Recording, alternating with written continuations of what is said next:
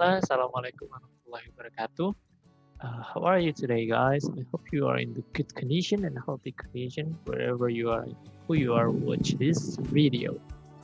Okay, before I start studying or share this material, I'd like to introduce myself. My name is Abdul Hakim Alvan. You can call me Alvan, Kak Alvan, or Mr. Alvan. It's up to you guys. Jadi, hari ini kakak akan memberikan sebuah materi baru untuk kalian. Mana materi ini biasanya diajarkan di kelas 10 SMA. Nah, si materi ini? Materinya adalah proverb and riddle. Apa itu proverb? Proverb itu adalah susunan kata yang memiliki makna ya, singkatnya. Nah, riddle itu adalah sebuah permainan yang bisa memecah suasana bersama teman, keluarga, lingkungan, gebetan, dan lainnya. Nah, untuk lebih lanjutnya, let's check this out. Pertama ada time is money. Ini adalah sebuah peribahasa yang sangat-sangat sudah tidak asing di telinga kita tentunya. Waktu adalah uang, artinya jangan buang-buang waktu. Nah, biasanya di luar negeri ini kan banyak sekali workaholic atau orang-orang yang sangat suka bekerja.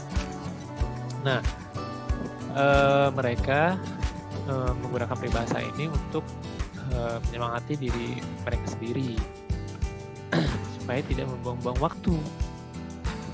Maka dari itu waktu adalah uang. Selanjutnya ada juga nih peribahasa yang sudah sangat-sangat terkenal di Indonesia. Ada udang di balik batu. Nah, siapa sih yang nggak tahu peribahasa ini? Untuk lebih jelasnya, mari kita ulas lebih lanjut. Definisi dari proverb adalah every culture has a collection of wise sayings that offer advice about how to live your life. And these sayings are called by proverb. Setiap budaya memiliki kumpulan ucapan bijak yang menawarkan nasihat tentang bagaimana menjalani hidup Anda. Ucapan ini disebut dengan pepatah atau peribahasa. Nah, yang tadi kan pertama itu kan bahasa Inggris.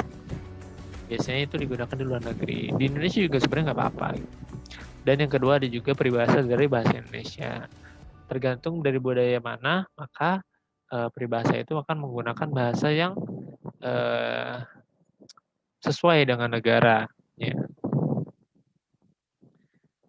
Nah, setelah itu ada jenis kinds of proverb atau jenis-jenis proverb. Nah, ada jenisnya juga nih. Pertama ada aphorism atau pepatah. Yang kedua ada parable atau perumpamaan. Selanjutnya ada slogan atau cameo. Dan yang terakhir ada idiom. Contohnya, sekalian kakak kasih tahu ya pengertiannya apa. Aphorism pepatah. Nah, biasanya itu aphorism ini didapati dari pepatah atau kata-kata bijak orang-orang zaman dahulu. Contohnya ada don't go too far in small. Persoalan kecil jangan dibesar-besarkan. Ya, ini berarti perkataan dari orang-orang terdekat kita. Selanjutnya ada parable atau perumpamaan. To carry coals to Newcastle, bagai membuang garam ke laut. Itu kan sebuah perumpamaan dari kata-kata ya. Pastinya ada maknanya. Ya. Selanjutnya ada slogan atau pameo. Diligence is the mistress of success. Nah, slogan ini bisa digunakan untuk sebuah kata-kata motivasi atau penyemangat. Rajin pangkal sukses. Dan yang terakhir idiom. Nah, idiom ini spesial nih.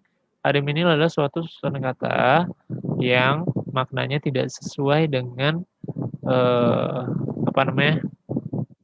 terjemahan per kata. Jadi ketika kita menemukan idiom itu, jangan sesekali untuk menerjemahkan kata per katanya, karena tidak akan mendapatkan makna yang jelas gitu loh. Karena idiom ini punya makna tersendiri, gitu lah, terlepas dari susunan kata bahasa Inggrisnya. Kayak contohnya, you're welcome, kita bisa menggantinya dengan don't mention it. Selanjutnya ada social function of proverb, fungsi sosial dari peribahasa. Proverb can be used to teach people, give them some advice, help in difficult situations, and show people what the most important things in life, and show the proper way in life. Nah, proverb ini bisa digunakan untuk mengajari seseorang, memberikan sebuah nasihat dan menolong di saat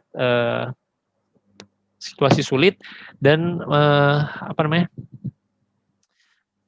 dan juga menunjukkan kepada seseorang bahwa hidup itu sangat penting. Intinya berisi tentang nasihat dan makna-makna hidup. Proverb is very often used in personal interaction. Peribahasa juga biasa sering digunakan untuk personal interaksi. Selanjutnya ada proverb can also be used, mock someone or criticize. Nah, peribahasa juga bisa juga digunakan untuk mengejek seseorang atau mengkritisi sesuatu. Selanjutnya ada general structure of proverb. Parallel phrase. Nah, parallel phrase ini biasa pengulangan kata ya. Kayak easy come, easy go. Atau yang sangat terkenal yaitu no pain, no gain. Selanjutnya ada imperative positive. Look before you leap. Or do it well or never. Adalah kata-kata imperatif atau kata-kata perintah. Tapi konteksnya positif. Selanjutnya adalah imperatif negatif. Itu kata-kata perintah tapi konteksnya konteks kalimatnya itu menggunakan kalimat negatif kayak don't judge a book by its cover. Nah kalau yang atas itu kan dia itu imperatif tapi kalimatnya positif, tidak ada kata not atau no. Nah kalau yang imperatif negatif itu ada kata not atau no. Selanjutnya ada declarative sentence. All roads lead to Rome. Selanjutnya ada karakteristik of proverb. Proverb can be assured as two words. In addition, the full forms of popular longer proverb are often replaced by elliptical allusion. Selanjutnya ada proverb use prosodic device that enhance their memorability, especially rhyme, alliteration, as ellipses. Dan selanjutnya ada proverb often use simple uh, rhetorical devices, metaphor, hyperbole, or paradox, and personification.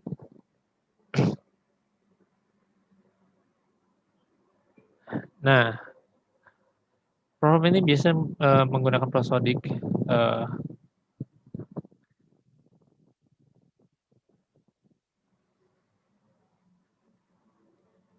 Ya, ini ada sedikit kesalahan teknis. Proverb ini biasanya menggunakan kalimat yang singkat atau terdiri dari dua kalimat atau dua huruf. Nah, bentuk penuh dari peribahasa populer yang lebih panjang sering menggunakan kiasan elipsis. Selanjutnya, proverb juga biasanya menggunakan perangkat prosodik yang meningkatkan daya ingat mereka, terutama menggunakan sajak, aliterasi, paralelism, atau elipsis. Nah, contoh dari rhyme atau sajak itu biasanya merupakan persamaan bunyi di akhir kalimat. Seperti tadi sudah dijelaskan bahwa itu membantu untuk meningkatkan daya ingat kan. Makanya yang pertama ada rhyme atau rima itu atau sajak bisa digunakan karena ada bunyi-bunyi yang sama di akhir kalimat. Contohnya birds of feather flock together. Nah, kan feather together. Kan belakangnya ada RR. Nah, itu kan sama. Selanjutnya ada alliteration atau aliterasi.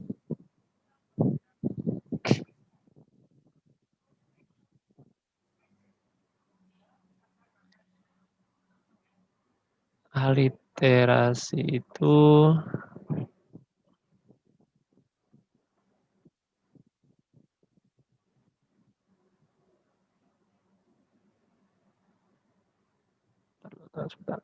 nah itu sebuah pengulangan awal bunyi konsonan dari serangkaian kata yang ada dalam satu kalimat. Mungkin contohnya bisa tadi no pain, no gain, atau easy come, easy go, dan lain-lain.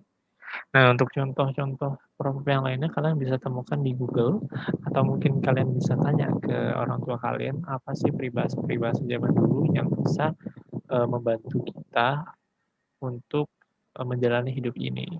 Tuh. Nah, selanjutnya materi selanjutnya adalah riddle. Apa itu riddle? Riddle adalah sebuah teka-teki. Ya, bisa disebut sebuah permainan lah ya. Contohnya ini. I'm black when you buy me, red when you are using me, white when you throw me, and who I am? Who am I? Apakah aku? Aku hitam ketika kalian membeliku, merah ketika kalian menggunakanku, dan putih ketika kalian melemparku. Apakah aku? Apakah aku? Ya, apa tuh? Jawabannya adalah charcoal atau arang ya. Biasanya kan kita beli arang tuh beli pas warna hitam. Pas kita pakai nih, pas kita bakar jadi warna merah, pas kita buang warna putih. Tuh. Nah, riddle. A riddle is a statement, question, or phrase that has a double meaning. It is an amusing game for children and adults.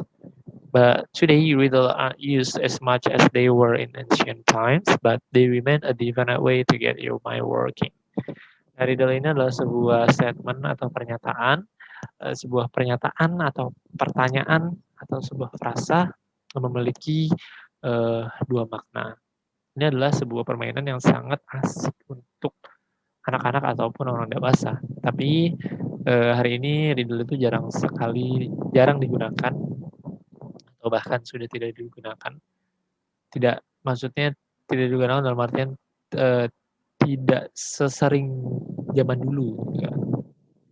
Nah, riddle ini juga bisa membantu untuk memecah suasana ataupun untuk melatih otak kita. Nah, karakteristik of riddle. Kelebihan. A riddle is a verbal puzzle, an enigmatic statement, description, or question posed by one person to another or to a group who have to guess the answer. We use the term loosely for more than one kind of puzzle.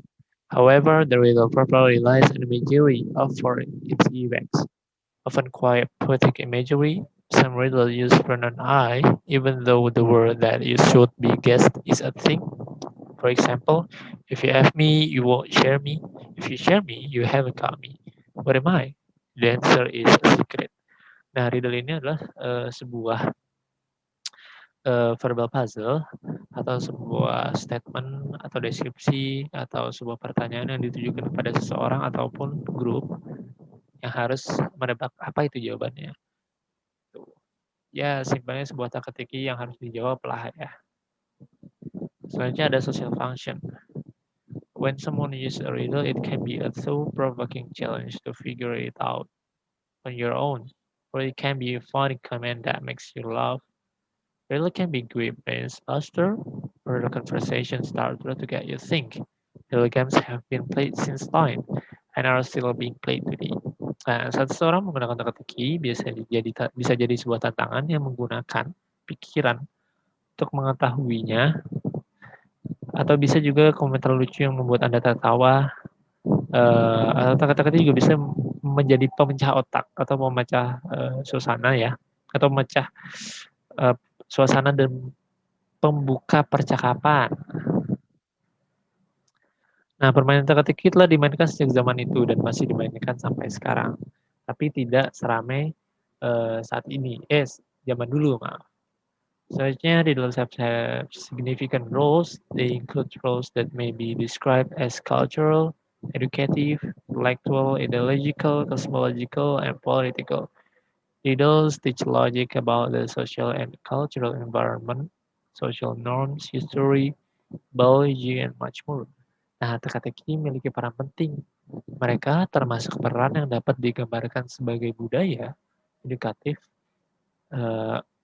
intelektual, ideologis, kosmologis, dan politik.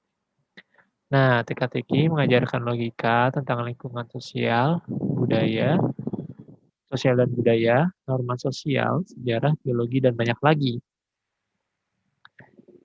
Riddles can help in memory training for children as they are expected and encouraged to remember the correct answer to the riddles.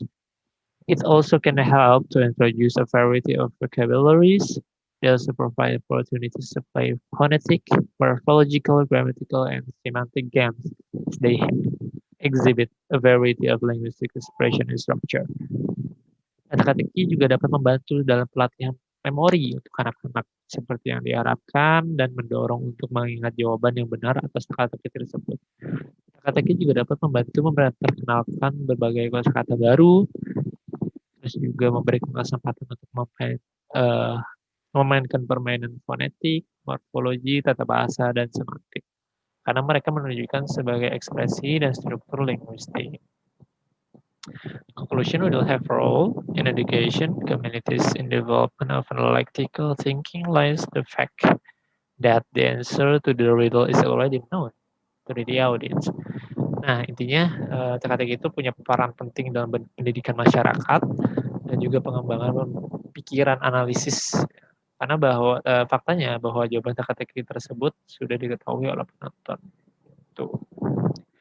Terima kasih yang sudah menonton video ini. Semoga bermanfaat untuk kalian semua yang menonton, siapapun kalian itu, entah kelas 10, 11, 12, ataupun yang tidak sekolah. Karena yang bermanfaat akan berguna kelak nanti. Nah, kakak punya nih tantangan buat kalian yang sudah nonton ini. Make 3 riddles on your group and to perform. Jadi ini tuh tugas kelompok ya, terserah kalian mau berapa orang. Tugasnya adalah membuat 3 riddles dan 2 proverb. Nah, untuk riddle sendiri penilaiannya yang bisa menjawab riddles dari kelompok lain akan mendapatkan 5 poin. Sedangkan yang tidak bisa menjawab riddles, maka pembuat riddlesnya akan mendapatkan 3 poin. Oke? Mungkin itu saja yang bisa kakak sampaikan. Semoga ilmunya bermanfaat. Dan semoga kalian tetap sehat. Oke, and the last I say, wassalamualaikum warahmatullahi wabarakatuh. Terima kasih semuanya.